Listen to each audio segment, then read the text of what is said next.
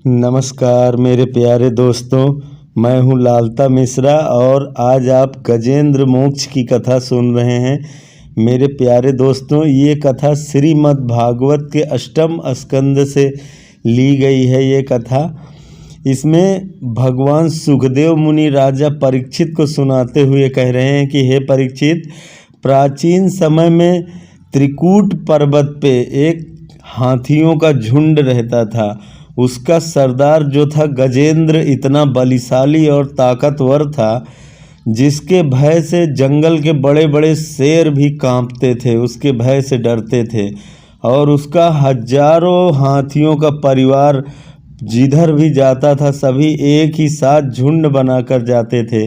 मेरे प्यारे दोस्तों, इतना बड़ा परिवार होने के कारण उस गजेंद्र के भीतर इतना अहंकार भर गया था। वो समझता था कि अब उसके जीवन में कभी कोई मुसीबत नहीं आने वाली है, उसका परिवार हमेशा उसका साथ देगा। जबकि ऐसा नहीं होता। कभी किसी का परिवार केवल शमशान घाट तक ही लोग साथ दे सकते हैं, उसके आगे तो अकेले ही जाना पड़ता है।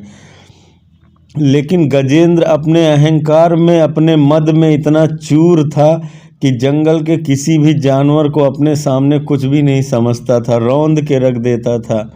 एक दिन मेरे प्यारे दोस्तों, गर्मी का मौसम था। गर्मी से बेहाल होके गजेंद्र सरोवर की तरफ चल दिया जल पीने के लिए और उसके पीछे उसका पूरा परिवार चल पड़ा।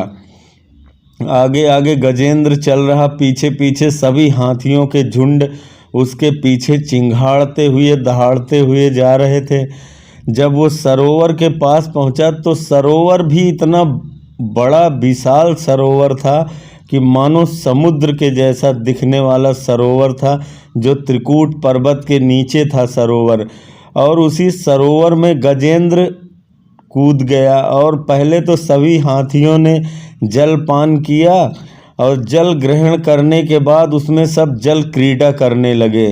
इतनी जोर जोर की उछल कूद मचाने लगे, उसमें खेलने कूदने लगे, जिससे सरोवर का जल एकदम दूषित होने लगा, गंदा होने लगा। देखते ही देखते निर्मल जल एकदम मिट्टी के रूप में बदल गया वो सब। तभी उसी जल के भीतर एक मगरमच्छ रहता था। जो मगरमच्छ को बहुत जोर की गुस्सा आई और उसने जाके गजेंद्र का पैर पकड़ लिया।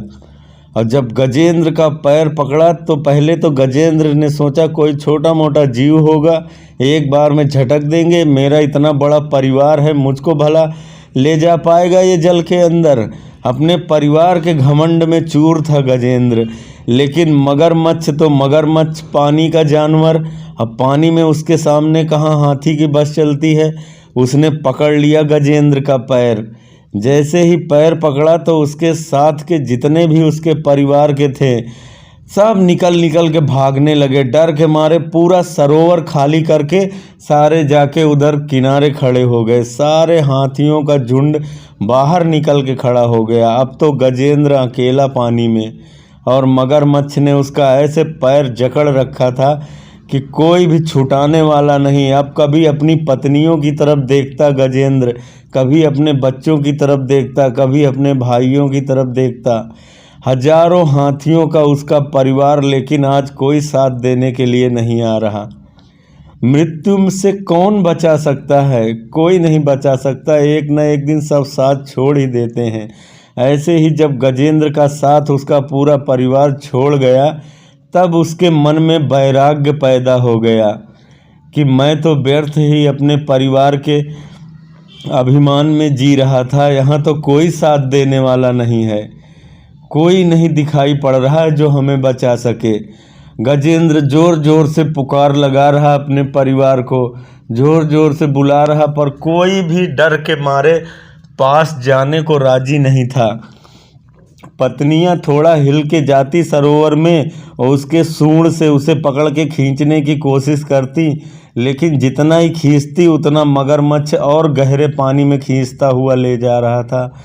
ये सब देख के पूरा परिवार बाहर निकल के खड़ा हो गया। अब कितनी देर तक बाहर खड़े रहते लोग?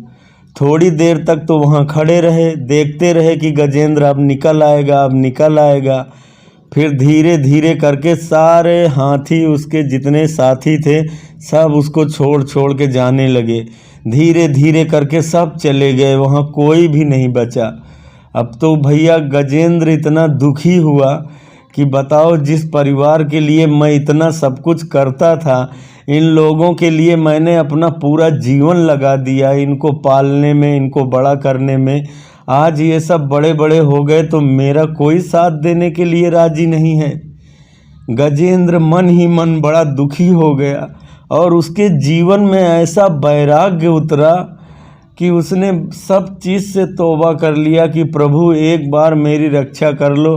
अब मैं ये घर परिवार के चक्कर छोड़ के बस हमेशा आपकी ही पूजा पाठ करूँगा, आपकी ही भजन करूँगा, आपका ही नाम जपूँगा। अब बस ज़ोर ज़ोर से ऊपर देख के गजेंद्र पुकारने लगा प्रभु को कि हे इस सृष्टि को बनाने वाले परमात्मा, कहाँ हो तुम? मेरी रक्षा करो, मुझे बचाओ, मेरी मदद करो। अब गजेंद्र डूबता हुआ चला जा रहा था। उसका थोड़ा सा सर केवल बाहर और उसका सूंड बाहर था, तो उसी सूंड से, उसी सरोवर में खिले हुए कमल को अपने सूंड से उखाड़ के भगवान हरि को समर्पित करते हुए गजेंद्र ने इतनी बढ़िया स्तुति गाई, इतनी बढ़िया स्तुति गाई भगवान की। भगवान श्री हरि दौड़े चले आए गरुड़ पे चढ़ के। गजेंद्र डूबने ही वाला था तो भगवान ने देखा कि मेरे भक्त का पैर किसी ग्राह ने पकड़ रखा है। तो भगवान का कहना है कि मैं अपने भक्त का बाद में उद्धार करता हूँ। जो मेरे भक्त के पैर पकड़ता है, मैं पहले उसका उद्धार करता हूँ। इसलिए भगवान ने एक सेकंड, एक क्षण की भी देरी न लगाते हुए सुदर्शन चक्र से उस ग्राह का, जो मगरमच्छ पैर पकड़ रखा था गजेंद्र का, उसको काट के बाहर कर दिया। जैसे ही उस ग्राह का सर कटा, गजेंद्र मुक्त मन से स्तुति करने लगा भगवान की। बहुत प्रार्थना करी, बहुत स्तुति गाई, बहुत वंदना किया भगवान की कि धन्य है प्रभु, मैं तो अपने परिवार के भरोसे था, पर ये गलत है। परिवार कोई किसी का नहीं होता, हमेशा परमात्मा ही साथ देते हैं सबका। इसलिए हमेशा परमात्मा पे ही विश्वास बनाए रखना चाहिए। तो भैया गजेंद्र को ऐसा वैराग्य हुआ कि फिर वो लौट के अपने परिवार में नहीं गया। उसने बस हरि नाम भजन करना शुरू कर दिया। जानवर योनि में गजेंद्र, हाथी के योनि में होने के बाद भी भगवान की ऐसी स्तुति करी, ऐसी वंदना करी कि भगवान ने उसको मोक्ष प्रदान कर दिया। हाथी को भी भगवान ने।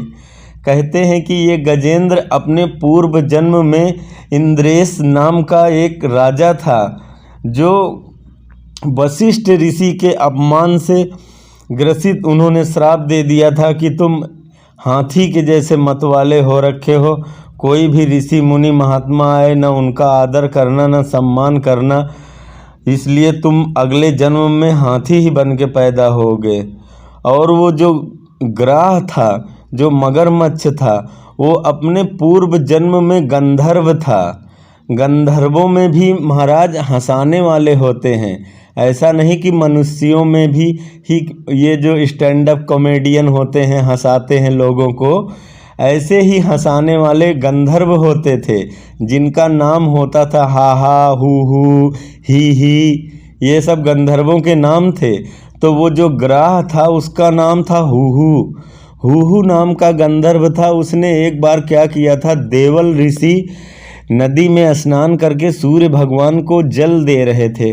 उसी समय कौतूहल बस हूहू पानी में के भीतर जाके देवल ऋषि का पैर पकड़ लिया। तो देवल ऋषि डर गए, डर के मारे कांपने लगे। तब वे बाहर निकला, बोला कहो महाराज, डर गए ना? तभी देवल ऋषि क्रोध में आ गए। उन्होंने श्राप दे दिया कि तू पैर पकड़ रहा है, जा तू मगरमच्छ ही हो जाएगा। तब तो महाराज उसने हाथ पैर जोड़ना शुरू कर दिया कि क्षमा करना ऋषिवर, हमारा तो काम केवल मात्र आपका मनोरंजन करना था, इसमें आपकी कोई हानि तो नहीं होने वाली थी, मैंने आपका पैर ही तो पकड़ा था। पर उस महात्मा ने कहा कि अब तो श्राप दे दिया, लेकिन ऐसे ही पैर पकड़ते रहना, तुम्हारा उद्धार हो जाएगा। तो जब उसने गजेंद्र का पैर पकड़ा तो भगवान श्री हरि के हाथों से उस ग्राह की मुक्ति हुई और गजेंद्र को मोक्ष मिला।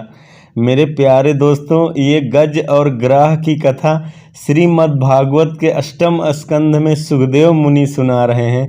मेरे प्यारे दोस्तों, ऐसी और कथाएं सुनने के लिए आप हमारे चैनल को सब्सक्राइब कर सकते हैं। हम फिर मिलेंगे अगली वीडियो में। तब तक के लिए जय श्री राधे कृष्ण।